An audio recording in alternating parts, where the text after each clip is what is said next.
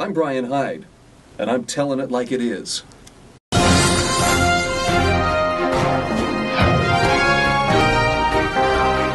Let me ask you a question. What's the most important right given to us by the Constitution? Think about that for a moment. What would it be? Right to bear arms, free speech, freedom of religion, right to a speedy trial? It's a trick question. The answer is the Constitution doesn't give us a single right. Are you surprised? What the Constitution does is it calls into existence a federal government for the sole purpose of protecting rights which are already ours. See, the question on a lot of people's minds today are, well, what exactly is a right? The textbook definition is it's the sovereignty to act without being coerced by someone else. In other words, a right is something that is yours, that someone cannot take from you, for instance, your right to believe as you wish. And that right erects a barrier that no one else can cross without violating your right. But there's an even more important question that comes into play here, and that is, where do those rights originate? There are those who would say, well, our rights are given to us by the government or the Bill of Rights. But they're not. You see, when it really comes down to it, there are only two possibilities. What we call rights, those inalienable things like life, liberty, and the pursuit of happiness, which also was understood as property, they either come from government or they come from another source. And the way you answer that question will determine whether your rights are absolutely yours or a privilege that could be taken away at the government's whim.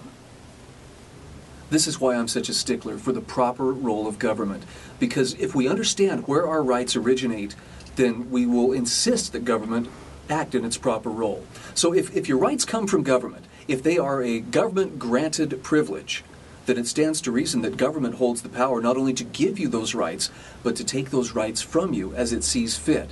And usually it'll do something like this. It'll say, for instance, the UN Charter will say, you have the right to freedom of speech, except as prohibited by law.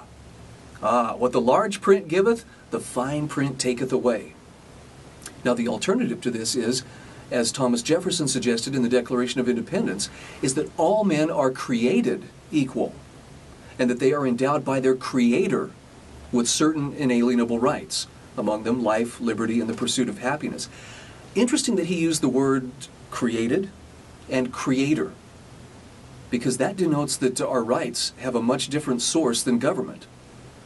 He didn't specify God, he didn't specify nature, he didn't specify the universe, only the fact that our rights come to us by benefit of the fact that we are created by whichever of those you choose, God, the universe, or nature.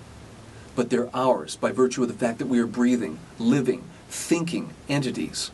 And furthermore, in the Declaration of Independence, he said the purpose of government is to protect those rights. Why does this matter?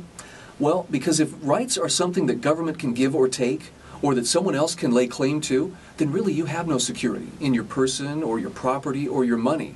In fact, that's one of the big questions today is, I have a right to a living wage, or I have a right to a college education. But if that right requires me to take the force of government, to take something from you that you didn't voluntarily give to me, then it's not really a right. You have two choices. You can either obtain what you want through persuasion, or you can obtain it through coercion.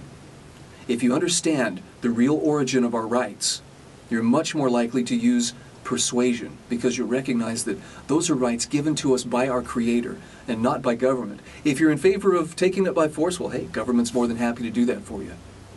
But it's really worth knowing the difference. I'm Bryan Hyde. I'm telling it like it is.